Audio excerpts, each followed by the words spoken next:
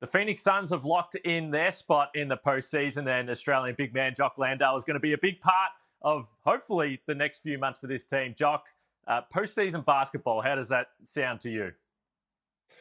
Sounds great, mate. It's something that I've done in various other leagues, but first time here doing it in the States and on a serious contender. That's there's a few expectations on us with the roster that we've kind of put together and the season that we've had. It's the pressure's on a little bit, and you feel the angst in the city as we're kind of still trying to put things together and see what our true potential is. But mate, nothing but exciting times ahead, and I'm really, really, really pumped to see how far we can take it, and hopefully that's the end.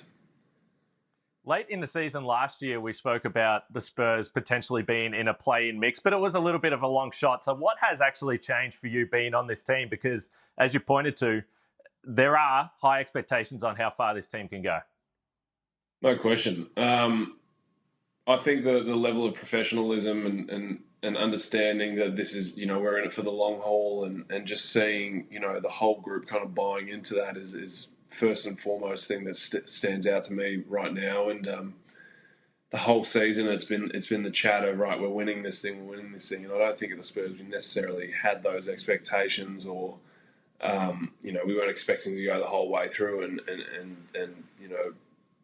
win the NBA championship. So being in a locker room where the environment is that, and it's and constantly working to get better day by day, but have an understanding and a thought in the back of our mind that this is our year to win it all. And then you go through that trade period and we get KD and all of that. It's it's night and day. We're going for perfection. We're trying to be the best team in the last group standing, and that's definitely refreshing for me, because I've come from various clubs where that's kind of been the goal, with Melbourne United, with teams overseas in Europe, and I think that I really missed that last year. I missed playing winning basketball. I miss being on a championship contending team with those conversations kind of constantly flowing through the locker room of, all right, look, we're going to win this whole thing, and that ties into my personality. I really want to be a winner at all levels, and it's no different in the NBA. And this is the creme de la creme right here. This is the top of the top. So. To be able to have those conversations on a team and have them be realistic is exciting, and mate, I'm really, really pumped for this postseason. So we saw you catch up with Jack White a couple of nights ago, last week I think it was. We're getting set to watch play-in basketball with Dyson and Josh are going up against each other. Joe Ingles is in the mix as well. How have you found the experience in your second time around, as there is more and more Aussies in the league and you cross paths? Yeah, it's really good. Catching up for dinners on the road and all of that stuff is something that we kind of hold ourselves to. It's probably been a little bit less so this year than last year. I think last year, given that I wasn't playing a whole lot, I had the freedom to really go out and do as I pleased. But this year it's been a lot of just conversations before games, after games, constantly catching up with the younger boys and seeing Joey multiple times and Paddy as well. But yeah, we're always keeping in touch with each other. From the start, I've had conversations with Giddy, Paddy, Joe, all these boys, been, chatting to Whitey about his experience. And that just ties in with the camaraderie and the level of care we have for one another as Australians and Boomers, and however you want to put it. So, whilst it's been a lot of focus on the task at hand being this season, there's also been there's a lot of conversation between us about what this World Cup and Olympics squad is going to look like for the next 2 years. And I think that that's always an exciting topic of conversation to have amongst ourselves. And it's probably the reason that we have so many conversations amongst ourselves, we're all pumped about that, and there's definitely a lot of chatter about that goes on throughout the year, and that probably is the main thing that brings us together, rather than the NBA. It's the Boomers. So mate, really, really pumped to see what happens, and it's always good seeing familiar faces out on the road on what can be a lonely season sometimes.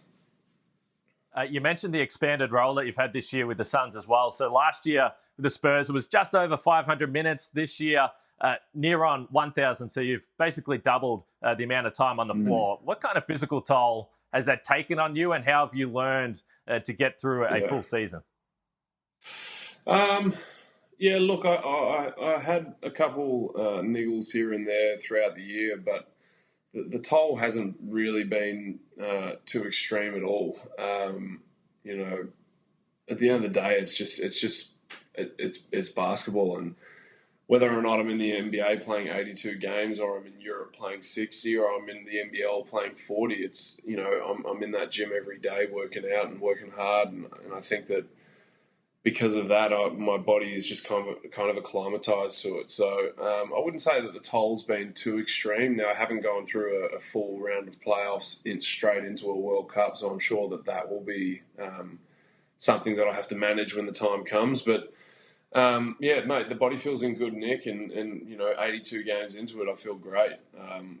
As I said, definitely had my moments throughout the season, but that's being an NBA player, that's being just a professional athlete in general. But when you get to go out there and do what you love and play meaningful minutes, I think that there's an energy and there's an excitement to that. At least for me, being still young and still hungry, and it was really no stress on the body or the mind too bad.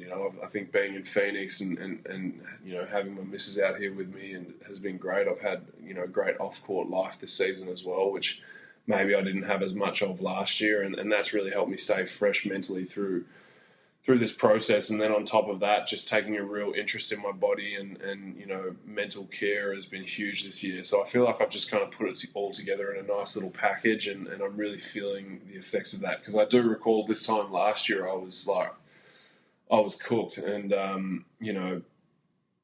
I think that having only played, as you said, 500 minutes as opposed to over 1,000 this year, it speaks volumes about probably how much more interest I've taken in it this year, and that being my body, and also how much more diligent I've been with my diet, my sleep, and all of those kinds of things that really do tie in down the stretch of a season. So yeah, I think I've done it pretty well this year. Obviously, always more spots that I can kind of improve on, but yeah, mate, I feel good. I feel really good, and 28 more games to go. What has the battle been like with Bismack Biyombo? Because I sit over here and I'm on my couch. I'm like, okay, is Jock going to play tonight? All right, Bismack is playing tonight. And it feels like you guys have been back and forth. But is there a high level of competitiveness at practice as you're battling for essentially the same minutes? Mate, the battle's been really pleasant. Bismack's he's an incredible bloke, and we have extensive conversations on plane trips together, and he takes a keen interest in business, and I'm always trying to pick his brains about that, and just his culture and where he's kind of come from. And the man loves Miami, so we always have a laugh about that. But the battle's been pleasant. It's always a little bit of a struggle, kind of going through a season where you're both. I mean, all three of our centers are just single position, and on any given night, they're probably only going to play, two, and there have been times this year that they've played three. But, mate, for the most part, I've probably been the first big off the bench for 65 games this year, and, he's been nothing but a pleasure to kind of deal with in that regard. I never saw him kick up a stink or treat me differently, and in those other games where he was the first off the bench, I made a point of not letting it affect, my level of support for him and the boys, and just kind of got on with the job, and I think that's really where winning a championship ties in as a winning formula for your headspace. Is you understand sometimes it's bigger than yourself, and I've always said that winning takes care of everything, and I try and live by that. No question, still have my frustrations with it. As an athlete, there is always a little bit of an ego involved there, and you want to be the guy who's out there helping his team win. But sometimes you just, those decisions are out of your control, and you just kind of do the best job you can with what you have. And I believe that I've done that this year. And agents always in my ear about how well I'm doing, sending me through numbers, blah blah blah, and I think the work speaks for itself. So, Biz has been great to kind of share that role with, and he's held it down when I've probably not been on the best of my game, and I think I've done the same for him. So, we cop a bit of stick, the pair of us sometimes, people going back and forth between who's better and who's, worse, and that's never really affected our relationship at all. And I think that's a real breath of fresh air as opposed to last year. And yeah. How did you navigate your way through early January? I believe there was the guarantee date with the contract, and you've been pretty open about how much you love Phoenix and you've really bought into this city. But I imagine that is somewhat weighing on your mind as that date approaches. Mate, to be completely honest with you, I forgot the date even existed. So, we were going for a walk up the road I had practice that morning, and my GM came up and called me Moneybags or Moneyman or something like that. I was like, what's this guy talking about? Knowing that my contract's on the lower end of the spectrum on the team, and I was like, what's this guy talking about? Anyways, I come home, going for a walk for a coffee and with Ends, and she's, acting a little on edge, and I'm trying to figure out what's going on. Maybe, something's happened. And then I look at my phone, and there's 4 missed calls from the agent, and, he's called me up to say, mate, your date's passed, your time's passed, like, congrats, it's all good. And I was like, I completely forgot that even existed. So, it wasn't really too much on the forefront of my mind, to be honest with you, mate. It just came and went, and I think that, given that I'd had such a good training camp with the boys and such a good season up until that point, I was playing really well at that time as well. It's probably something that, I knew about in the past, but given that I'm a forgetful lad, it was just like, came and went, and I just had faith in the work that I was doing, that everything was going to be all right. Now, another interesting quirk, and we spoke about it before the season with Kevin Durant, and there was all these rumours and the Phoenix Suns are interested, and you discussed the idea that if there is a trade, maybe you are someone that gets put in this trade. Where were you when this trade went down? Probably in bed, because I know it was very, very late over your way. Yeah. But what was your reaction, and when did you first find out about the Kevin Durant trade? So I'll tell you a bit of a story about that. That time period where you're kind of all, on your phones checking what the trades are looking like and all of that. I stayed up until about 11 o'clock, and I was just like, look, like, it's out of my control. I'm just going to go to bed. Nothing had really happened in an hour, and so I was like, screw it, I'm going to bed. It's like 11 o'clock and we're in Atlanta or something like that. And then I woke up at like 1:30 in the morning to like a yell in the hallway, and my room at the time was like right outside the elevators. There's kind of like a bit of an opening right in front of the elevators. So I'm passed out asleep in bed, and I wake up to this yell, and, I'm just like, what the heck's going on? Kind of think nothing of it, go straight back to sleep, don't check the phone or anything. Wake up in the morning, again, still haven't checked the phone because I'm weird in this regard. Went out and had a coffee, kind of come back, and there's this huge huddle in the lobby, and Mikhail and Cam Johnson are saying their goodbyes to everyone, and I was like, what is going on? Anyways, come to find out that like the whole team, minus myself and one other, have huddled up outside my room and kind of reflected on their time together for the past couple of years. So they were doing it for like 2 hours, and that trade went down at like 1 a.m. or something, and I had no clue at all. I was completely knocked out, and came back to them leaving. And Mikhail and Cam were 2 of my best mates on the team, so a little bit bummed I didn't get to experience that with all of them at the hotel, up at 1:30 to 3 o'clock in the morning or whatever it was. But I woke up to the news, mate. I had no idea it had gone down until that next day, and it's part of the job, and you just kind of move on. You said you were prioritizing sleep, so that's a fair indication of that. But what changes within the team? Because there were expectations on the Suns. They were a team that wanted to compete for a title. But when you add Kevin Durant, I imagine that there is a mood shift, an atmosphere shift. What changed the second KD walks in the door? Look, I'd say that with on the squad, there's a level of excitement, and there's a level of there was a level of calmness almost, of just like, everyone just being so confident and calm, and it was like, right, we got like this is our real chance. We got Kevin Durant. So that's kind of where it was at. There wasn't I don't think there was too much change. The locker room stayed great. Like, our locker room's been great all year. You know, all the boys get around one another. And I think when those guys came in and we added, you know, Terrence Ross, TJ Warren, you know, there was a bunch those other guys that we added as well. It was, you know, we stayed at a level. We didn't let it like kind of get us down or get too weird, because Cam Johnson and Mikal Bridges, hats off to them, were two of the biggest locker room pieces that we had. They were phenomenal in kind of getting the boys up and about, and I think that we managed to keep it there after they left, and so that's been pleasant.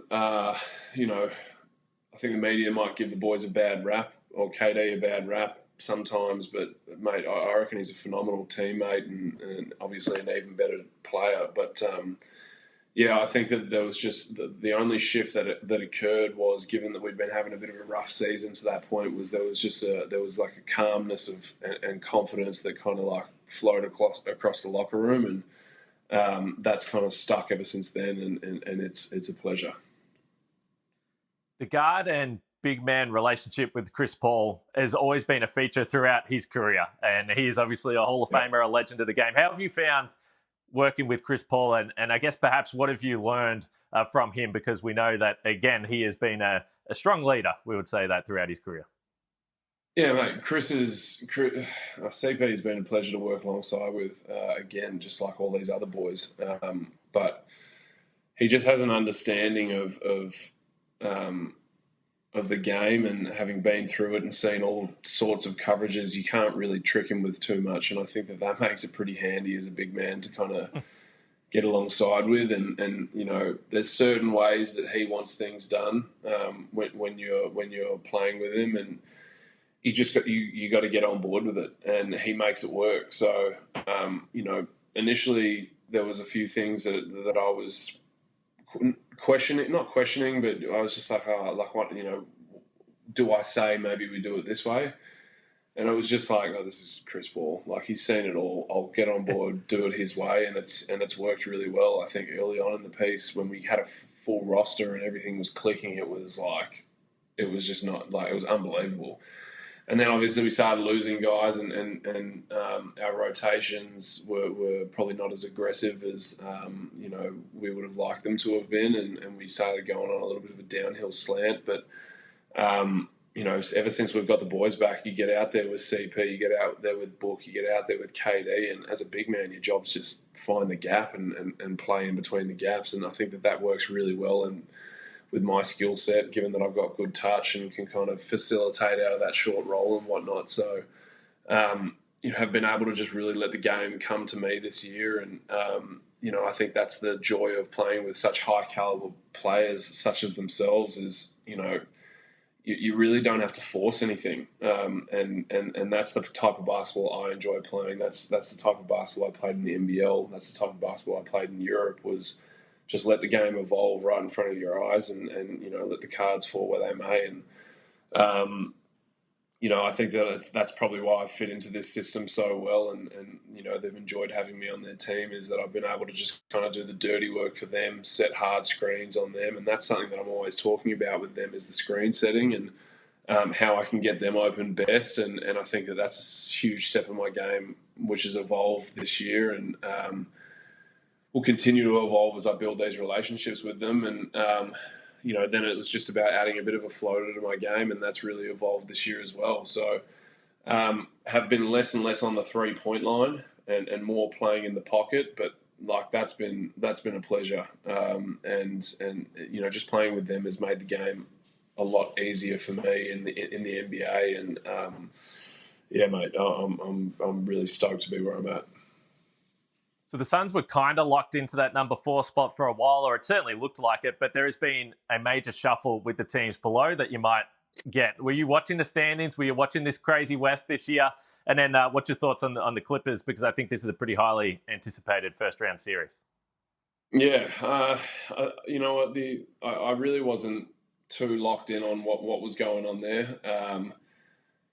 There was just an understanding that more than likely we were going to play the Clippers or the Warriors for probably the last like 3 weeks, and that was the first time I really checked the standings in a while. Was when I heard that. just wanted to see where we were all going to match up and whatnot. And look, I think that we're going to have a real battle on our hands from day one of the playoffs.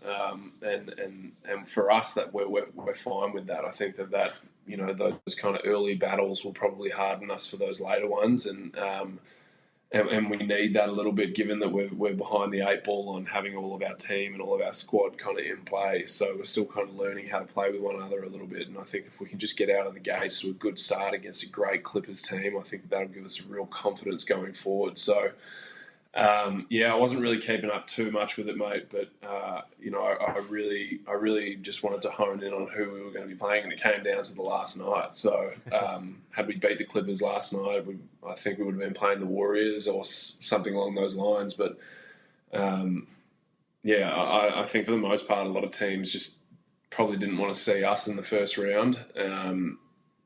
But at some point, we all got to come across, one another. So it just kind of is what it is.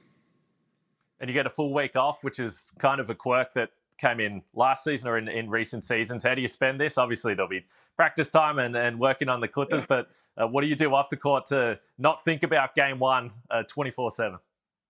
Well, I had a few beers last night after the game, so that helps a little bit, mate. Nice. But apart from that, just soaking up this sun. We thought about ducking away for a night or two, but glad that we didn't.